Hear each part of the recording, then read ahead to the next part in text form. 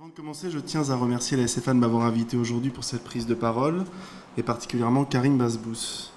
À défaut d'être roborative à cette heure-ci, j'espère que cette intervention aura les vertus d'une promenade digestive, c'est-à-dire transformée en suivant un chemin. J'espère également que les fruits de cette recherche sont un peu plus élevés que ceux issus d'une digestion proprement biologique. Je dois cette petite recherche à quelques indications de visite new-yorkaise griffonnées à ma demande par Pascal Hofstein il y a presque 20 ans, lorsque j'étais son étudiant. Pascal, en plus d'être un immense pédagogue, possède un esprit d'association particulièrement fécond, et à l'heure de visiter New York, voici les recommandations qui furent les siennes. Je vous laisse juge de leur originalité, et je doute que quelqu'un d'autre que lui ait pu m'en donner de semblables. Alors d'abord, tu commences par Grande Centrale, parce que c'est grand et que c'est central. Je crois qu'il venait de voir Madagascar avec son fils et la réplique l'avait marqué. Puis Tudor City, la Ford Foundation, tu fais un tour au Marriott Marquis et tu termines par The Cloisters. C'est cet étrange inventaire et la journée de visite qui en découle qui sont les matrices de ce travail, qu'il en soit ici remercié. D'une certaine manière, chacun de ces projets parle d'un état limite de l'espace et d'une certaine qualité de l'espace urbain américain. La fascination et la répulsion sont les deux faces d'une même pièce, et la fascination enfantine qui était la mienne pour les États-Unis au début des années 90, faite d'entertainment, de gastronomie et d'une politique étrangère sobre et lisible, ne peut pas être si éloignée de la répulsion qui m'accable aujourd'hui.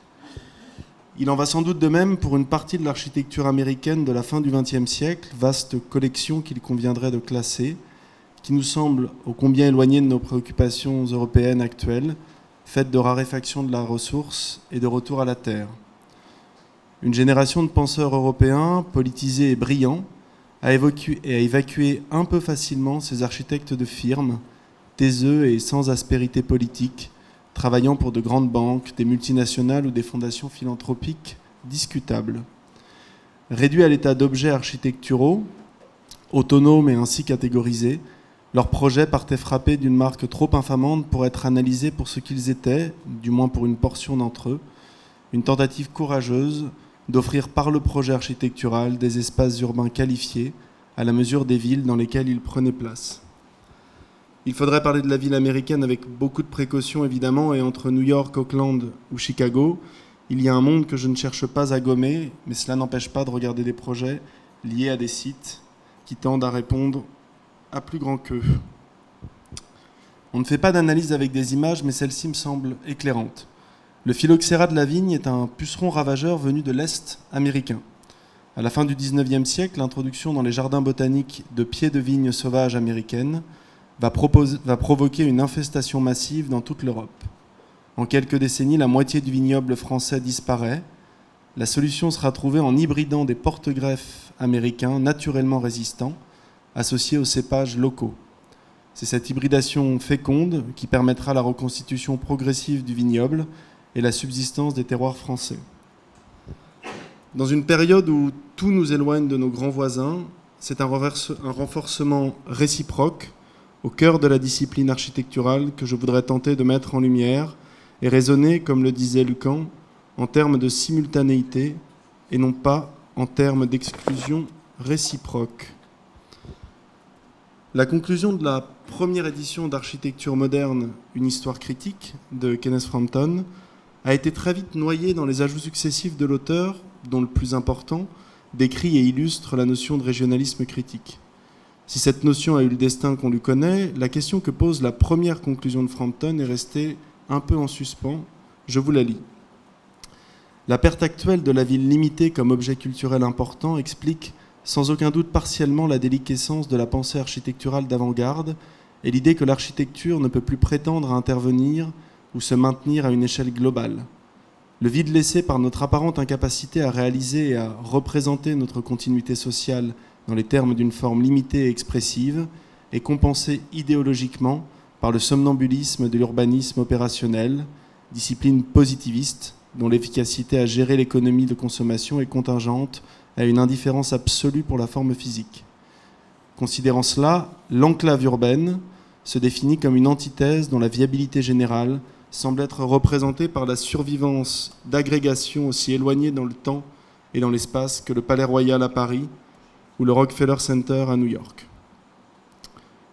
L'enclave, cependant, n'est qu'un quoi potentiel dans une époque où l'architecture est sur le point de retrouver son objectif, car dans notre besoin évident de déterminer le futur d'une culture séquestrée, on doit nécessairement accorder un statut d'importance égale au commun.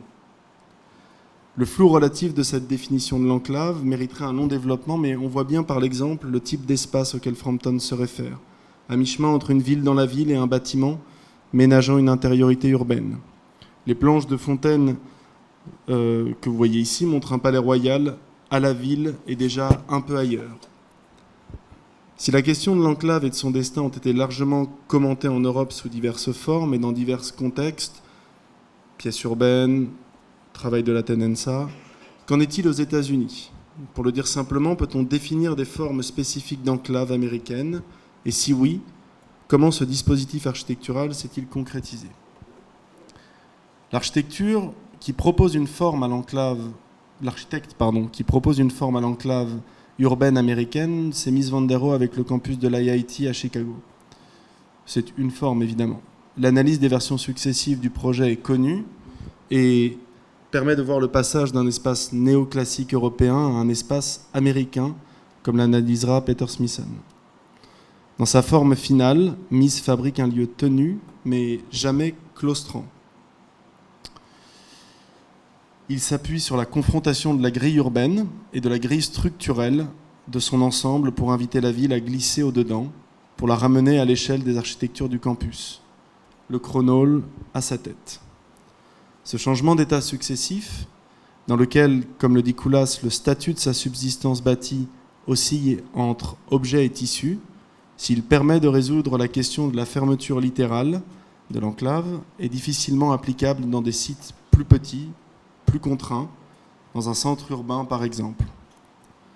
Pour être performante, la grille a besoin d'une certaine surface. Pour être lu, le hangar métaphysique qu'est le chronole, comme l'appelle joliment Olivier Gainet, doit avoir ses 4 faces libérées. C'est à cette condition que la tension entre la toiture et le socle sera lue, au prix de la dissociation du donneur de statut et de l'usage. La descendance smithienne a souvent été caricaturalement divisée en 2 branches. Les tenants du style international, avec leurs tours lisses, et ceux de la grande halle unifiante. Dans les 2 cas, c'est souvent la peau, qui est le sujet du travail de ces architectes. Au-delà de ces filiations formelles, parfois stériles, c'est le travail de la dissociation du programme et de l'espace propre à Mies et sa réinterprétation par des architectes apparemment éloignés de lui qui va produire une nouvelle forme d'enclave à une échelle architecturale. Il n'est sans doute pas nécessaire de m'étendre trop longuement sur la biographie de Kevin Roche, mais disons en quelques mots qu'après avoir fait ses études en Irlande et construit comme unique bâtiment une porcherie, il émigre aux États-Unis où, après un passage à l'IIT justement, il deviendra l'assistant le plus proche d'Eero Saarinen jusqu'à la mort brutale de celui-ci.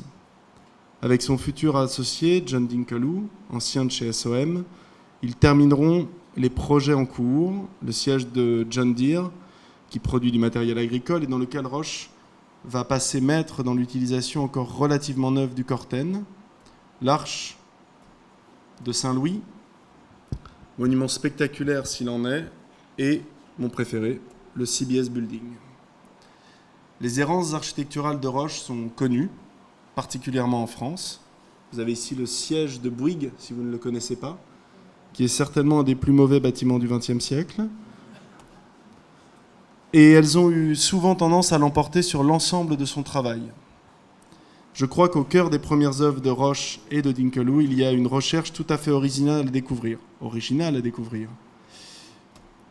Le Museum of California d'Oakland, livré en 1968, est la première commande de l'agence. Le bâtiment prend place dans un site complexe, à l'intersection d'une trame urbaine, qu'il conclut. Donc vous voyez ici la trame des blocs, et on est déjà dans un tissu qui va commencer à être différent. Au centre d'une zone d'équipement institutionnel, le palais de justice, le campus universitaire et un auditorium municipal. et face au grand paysage avec la bien nommée ville de Piémont et le lac. Réduit à un jardin suspendu, la lecture de ce projet est rendue difficile, comme souvent avec Roche, par la profusion de photos qui ne montrent jamais tout à fait les relations du projet à son contexte. Je le dis avec d'autant plus de certitude qu'à l'exception notable de la Ford Foundation et du Met, je n'ai jamais visité un bâtiment de Roche. Roche va former une sorte d'enclave topographique opaque où le jardin qui couvre les salles disposées en gradins va permettre une relecture de la stratification d'Auckland. Malgré sa faible hauteur, le musée est visible depuis des perspectives lointaines.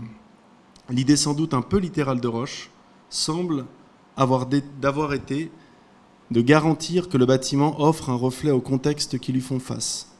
La ville hippodamienne d'un côté et le grand paysage de l'autre. Côté 11e rue, la façade d'entrée forme une petite urbanité, singeant les immeubles bigarrés du quartier. Depuis l'amphithéâtre de verdure, côté lac au contraire, c'est une quasi-forêt qui se dresse, masquant dans le même mouvement une portion de la ville et le musée lui-même. L'idée qu'il puisse former un reflet avec des moyens proprement architecturaux est saisissante, quand on connaît le tropisme futur de Roche pour le vert réfléchissant. On pourrait l'étendre même à plus loin. Là, vous voyez ici la ville qui va commencer à se hérisser et le très grand paysage. Et voici le tropisme futur de Roche. Roche comprend et révèle Auckland par la coupe, mais pas une coupe savante, comme Corbu, une sorte de coupe topographique qui ignore et abîme ce qu'elle couvre. En l'occurrence, des salles d'exposition, dommage pour un musée. Il y a sans doute là un indice. Pour Roche, l'enclave est conditionnée à être un révélateur urbain, et cela suffit. Le second effet de ce dispositif est la distinction.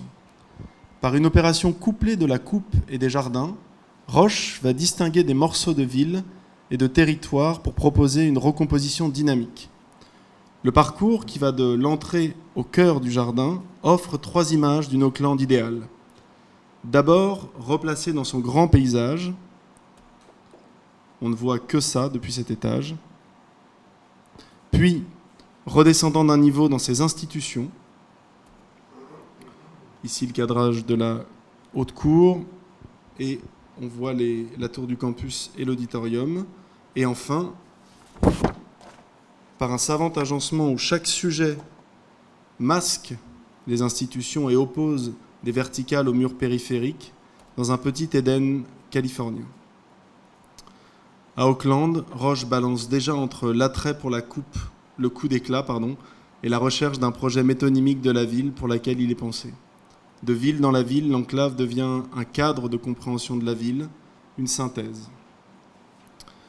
Le grand coup de Roche va être d'envisager la possibilité de faire passer l'enclave en 2 dimensions propices à un contexte urbain plutôt horizontal, comme à Auckland, à un système tridimensionnel complet à la mesure de la ville verticale. Un état intermédiaire, et pour tout dire un peu raté, nous permet de comprendre ce changement de paradigme. Dans l'extension de la Federal Reserve Bank de New York, le programme des bureaux est monté sur d'immenses pattes, 50 mètres au-dessus d'un sol libéré, rendu mais sans qualité à la ville. Le spectaculaire est produit par l'absence de programme. Le pouvoir de la banque s'exprime dans sa capacité à se priver d'une 15aine d'étages, puis à rendre à la ville un espace hybride et sous sa coupe, si j'ose dire. Mais cela ne doit pas masquer certaines ambitions de Roche. En perchant tous les bureaux à cette hauteur, il leur offre une vue égalitaire sur la skyline new-yorkaise. Le hors d'échelle apparent n'est en réalité que très relatif. Quand on se replace dans l'extrême étroitesse de Nassau Street, on imagine que l'absence de bâti permettrait un espace de recul, un point de vue sur l'espace dense. Les documents produits par Roche lui-même rendent peu compte de la finesse de son travail. Enfin, Roche cherche à retrouver une logique d'échelonnement urbain dans un site extrêmement contraint, allant jusqu'à dégager la chapelle de la parcelle voisine. Le projet qui fera la synthèse des deux précédents et qui est sans doute le chef-d'œuvre de Roche, pour moi en tout cas, c'est évidemment la Ford Foundation. Le projet abrite le siège de la Fondation, comme son nom l'indique. Les bureaux forment une équerre sur l'angle nord-ouest de la parcelle et se soulèvent pour fabriquer l'entrée sur un jardin en gradin qui rattrape la rupture de niveau entre la 42 et la 43e. C'est ce que vous voyez ici. La Ford Foundation est à la fois un projet immédiatement émouvant et difficilement compréhensible. D'abord, c'est un projet où la portion de programme est largement inférieure à la quantité de vide qu'elle contient, ce qui est rare. Ensuite, elle donne l'impression, je vais peut-être tomber dans les pommes avec la chaleur qu'il fait, je vous préviens, c'est tout à fait envisageable. Je suis capable d'y arriver. Où en étais-je? Je vais quand même boire un peu.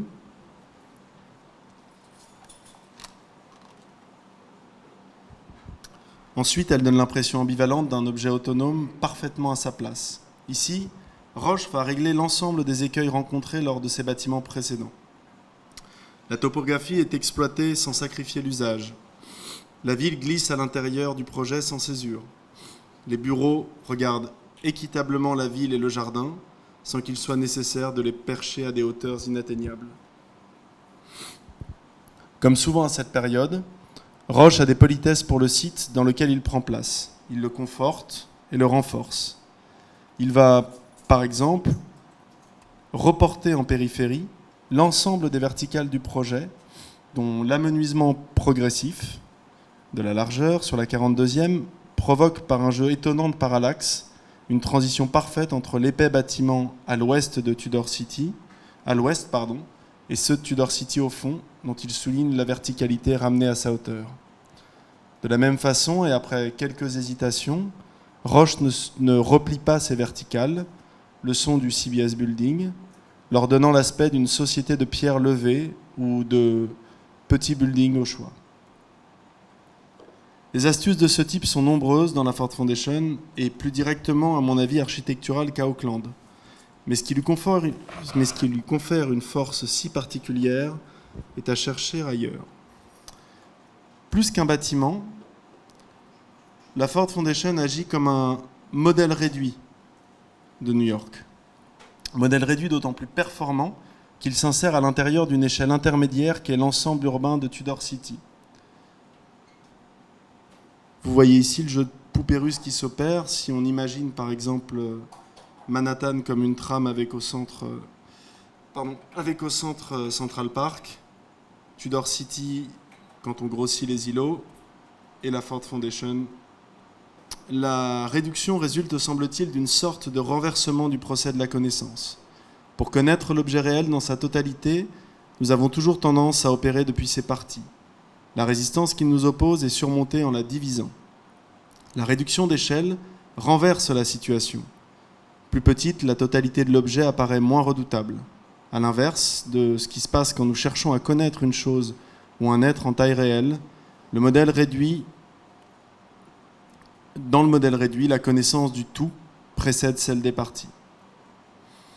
Ce modèle réduit est particulièrement donc performant car il joue sur plusieurs tableaux.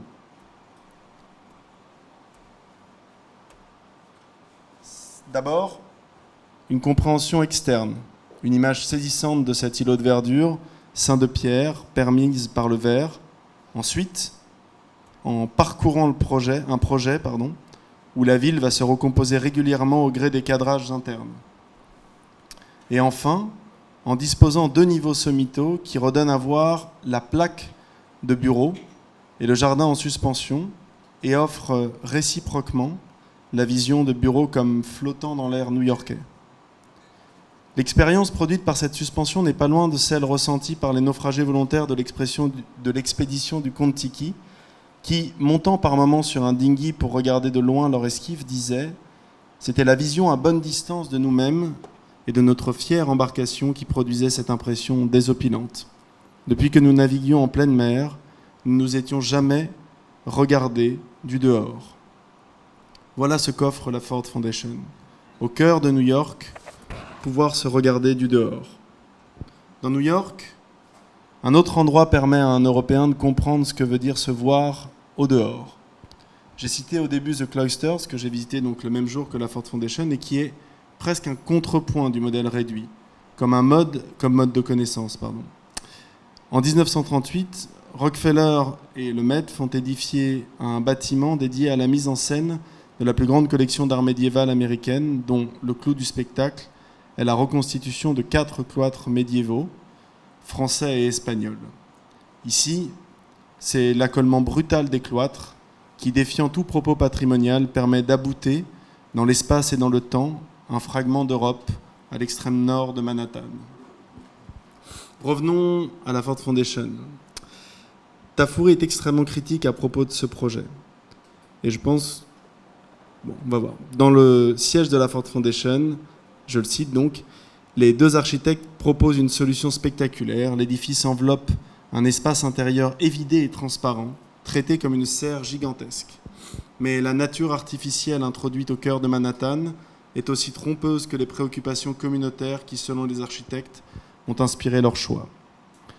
Roche a lui-même introduit l'idée que ce projet est fondé sur le bien-être de l'usager par la présence d'un espace végétal, laissant penser que la Ford Foundation était une serre habitée. Or, c'est précisément l'inverse. Si le but unique de la serre est de préserver et de faire croître le végétal, le projet de Roche se sert de lui en tant que signe intouchable, une forêt qui garantit la pérennité de la coupe. Ici, le signe préserve l'espace et non pas l'inverse. Je ne peux toutefois pas passer sous silence l'attitude particulièrement retorse qui consiste à donner comme image une forêt à la fondation d'un mania de l'automobile. Cette posture singulière est l'un des marqueurs du passage de l'enclave bidimensionnelle, où l'espace est praticable, à ce que j'appellerais une poche tridimensionnelle, trop petite pour être réellement pratiquée, mais suffisamment comblée symboliquement pour être conservée intacte. On sent bien que la poche atteste d'une césure entre l'architecture et l'urbain, autant qu'elle propose une alternative au renoncement. En ce sens, elle ne devrait être, à mon avis, qu'une forme intermédiaire en vue d'une réconciliation durable. Alors on pourrait tenter d'en faire une petite définition. Là où le lobby, ici celui du World Trade Center, le hall ou le vestibule sont des espaces intériorisés qui résument à leur manière une portion du projet qu'ils annoncent, mais sans jamais en donner l'image à la ville. C'est ce qu'on voit évidemment dans les atriums de Cannes et dans l'expression en façade. La poche est projetée en façade.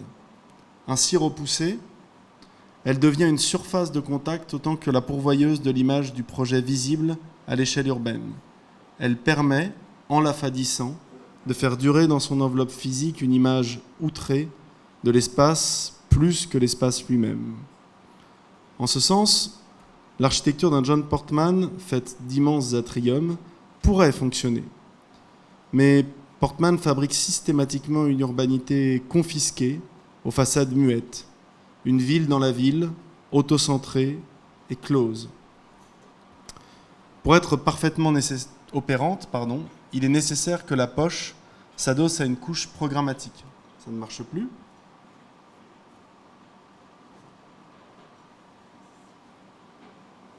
Il est à la peine, l'ordinateur. Excusez-moi, mais... Ouais, je suis revenu, mais si je le relance, il va repartir 3 fois. Voilà. Donc, pour être parfaitement opérante, je reprends, il est nécessaire que la poche s'adosse à une couche programmatique plutôt opaque, maçonnée. Elle ne peut ni ne doit abriter du programme. C'est ce que vous voyez ici sur la bibliothèque Kennedy, donc qui est un projet de paye. Et on voit tout à fait l'espace de la bibliothèque maçonnée blanc, enfin enduit blanc à gauche, et l'espace, une sorte de diamant noir à droite, qui abrite le drapeau. C'est cette opposition vide-plein. Cette opposition vide-plein présuppose une certaine sincérité. Je n'aime pas le terme, mais je n'ai pas trouvé tout à fait mieux pour le moment. Et le masque posé par le verre réfléchissant a fortement contribué à flouter la compréhension de ce que j'évoque. Des bâtiments formés de plateaux, de bureaux empilés, se sont vus plus beaux qu'ils n'étaient, formant des images dissonantes. Et il faut dire, les deux bâtiments que je vous montre là sont des projets de Roche, nommés les pyramides, que Roche n'a lui-même pas aidé. Plus proche de nous, certains grands projets pourraient être regardés sous ce prisme.